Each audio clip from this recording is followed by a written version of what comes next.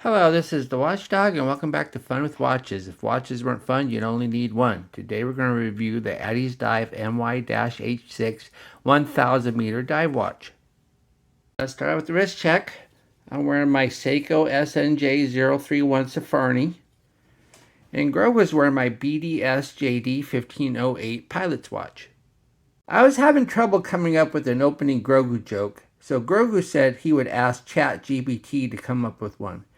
ChatGPT said, "Why did the Mandalorian break up with his girlfriend? Because she was always giving him helmet hair." I told Grogu that joke sucks and doesn't even make sense. He said ChatGPT even said waka waka waka afterwards, so you better write your own jokes.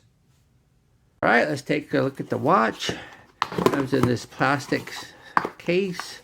These cases are always really nice. They really protect your watch. They have foam on the inside.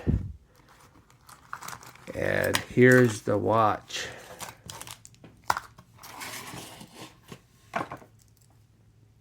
Isn't that a nice looking watch? I really like it. This is an homage to the Halios puck. I went to the Halios website and they no longer sell it. When I first started my watch channel a couple years ago, it seemed that ADDIESDIVE was Steel Dive's little brother, offering very similar watches.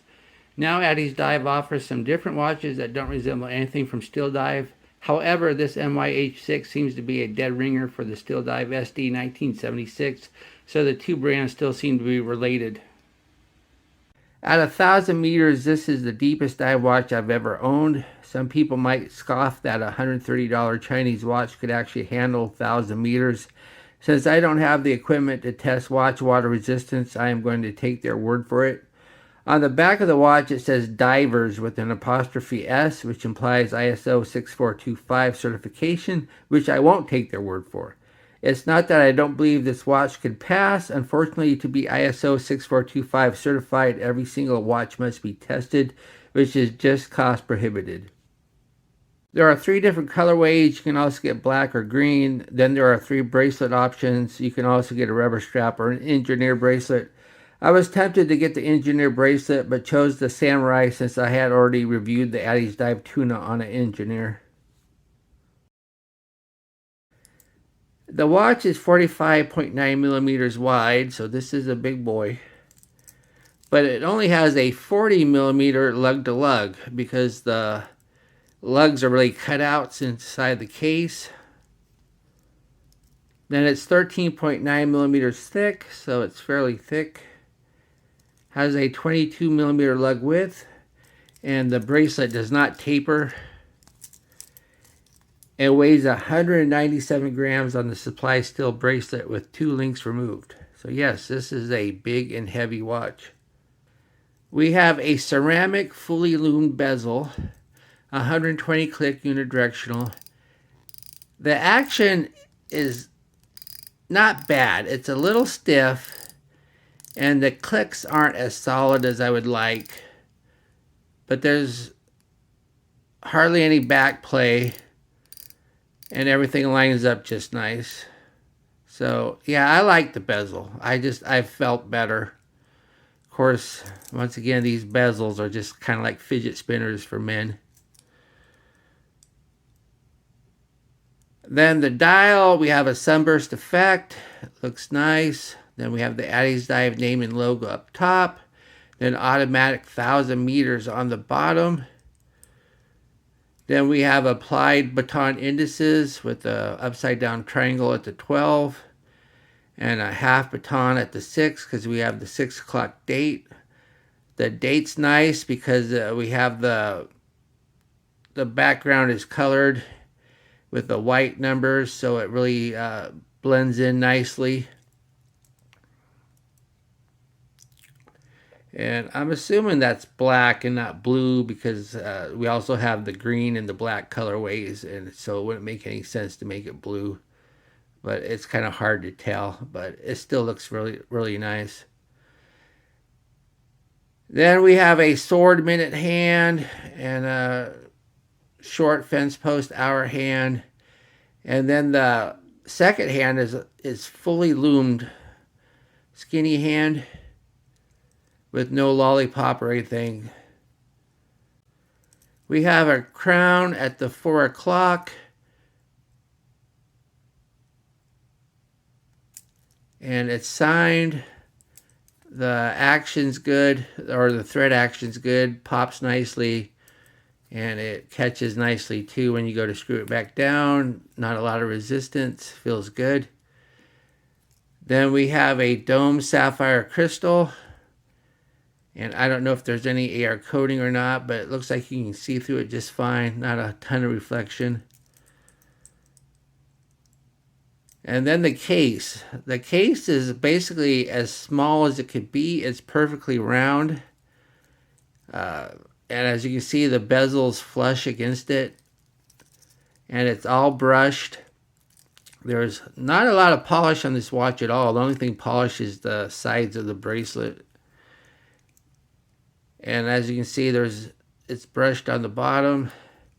I really like this case. It's so simple in its design, but it just works so well with these cutouts for the lugs. It just wears so nice on your wrist.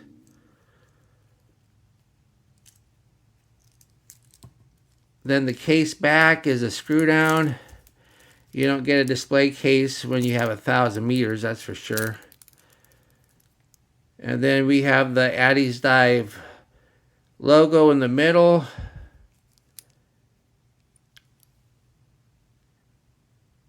And then once again, it says divers on the back, and it shouldn't say divers because you have to be ISO 6425 to use the apostrophe S, divers. Then underneath the case back is the NH35 movement. This is your go-to workhorse movement for watches in this price range. It's a 24 jewel 3 Hertz movement that hand winds and hacks and has a bi-directional rotor. They're usually fairly accurate right off the shelf, so let's put it on the Timegrapher and see. Here it is on the Timegrapher. Normally I put a cleaning cloth around the watch to protect it from the Timegrapher, but when I did that, it couldn't read it. So this watch is really thick, so I had to not use a cleaning cloth, but as you can see, it's about 9 seconds fast, which isn't bad. At least it's fast and not slow. That's always easier on a hacking movement to be fast than slow. And it doesn't look like there's any beat error, and the amplitude's okay. So yeah, it's running good. Oh yeah, I forgot to mention too, this does have a helium escape valve, so it can be used for saturation diving. So I don't know if a saturation diver would actually use it. It's such a macho profession. I think they all use Seiko tunas.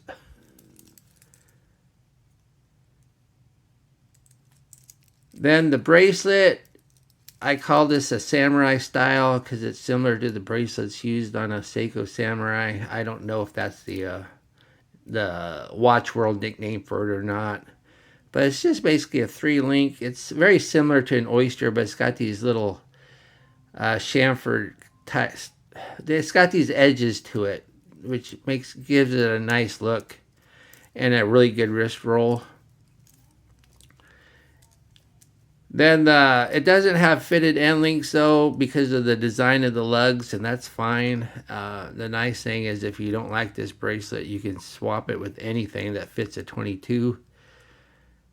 Since the end links aren't fitted, and also any strap will work just fine. Then this one has push pins and screw pins, and like I always say, I'm just perfectly fine with push pins. I never have to worry about them falling out on me like I do screw pins. And then we have the clasp. This clasp is pretty boring and generic. It's just pressed. Upper and lower are pressed, and there's no signing or anything. So yeah, if you want to order this watch, you might want to order yourself a better clasp. This is just, I mean, it does the job. I mean, if you don't care, you don't care. And there are 3 holes of micro adjust. And once again, though, this bracelet does not taper, so if you do order a clasp, you need one that fits a 22. Here's the watch on my 7.5-inch wrist, and just look at that. It's a 46mm watch, and it wears like a 42. See, look how flat it wears on because of the way the lugs are designed, or lack of lugs is designed. Really like the fit. I mean, this is almost a 200-gram watch, and you would never know just wearing it because of how comfortable it is. And yeah, I really like that type of bracelet for the wrist roll because of the way it plays with the light. But yeah, very happy with the fit of such a big watch. Here we are in the Lume room. I am usually very happy with ADDIESDIVE Lume, and a deep dive watch should have a great lume, so let's see what we got. As I speed up the time, everything is glowing like a torch, and we have a fully lumed bezel.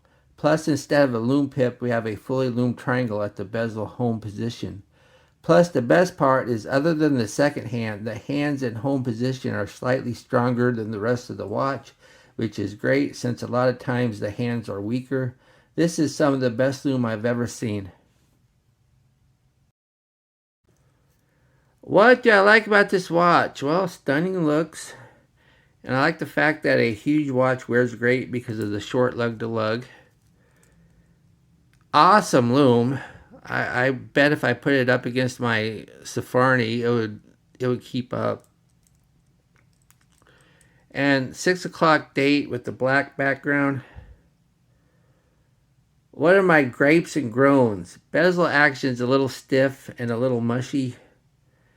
The clasp is just boring pressed. And don't say divers with apostrophe S unless you're actually ISO 6425 certified. I don't make the rules.